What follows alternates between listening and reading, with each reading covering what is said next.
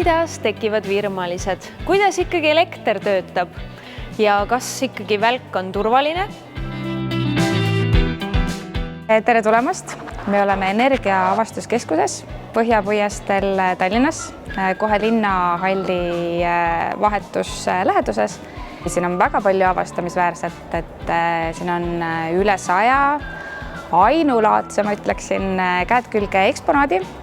Siis on meil teadusteater koos Aure Baumeriga, on planetaarium, kust saab vaadata täiskuppel planetaariumis filme sellise tundega, et sa justkui oled ise päris tähistaeval. Minu selja taga siin näeb suurejoonelist välgudemonstratsiooni, nii et turvalises keskkonnas saab täiesti vaadata, kuidas need suured, pikad, sähvivad välgunooled siis päriselt lähedalt välja näevad.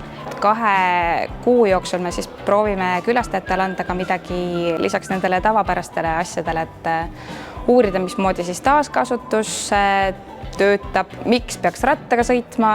Koolivaheaegadeks valmivad meil siis eriprogrammid, et sama raha eest saab oluliselt rohkem. Soovitan tulla.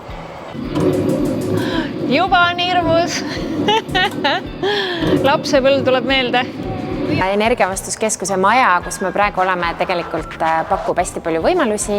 Meil on siin esiteks väga kena seminariruum, kus siis toimuvad ametlikud seminarid või ka sünnipäevad.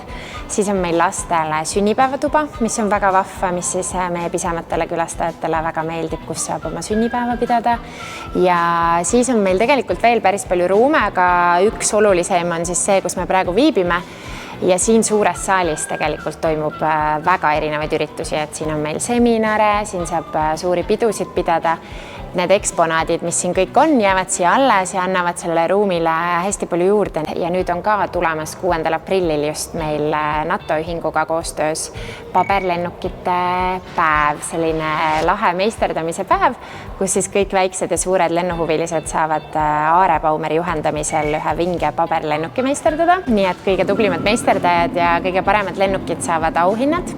Meil on Eesti NATO ühingu esimees Riho Terras tuleb rääkima ja samuti õhuväeleitnant Ivar Soosalu. Nii et kui on lennuhuvilisi ja on küsimusi, siis on siuksed väga põnevad inimesed siin kohal, kellelt saab küsimusi küsida.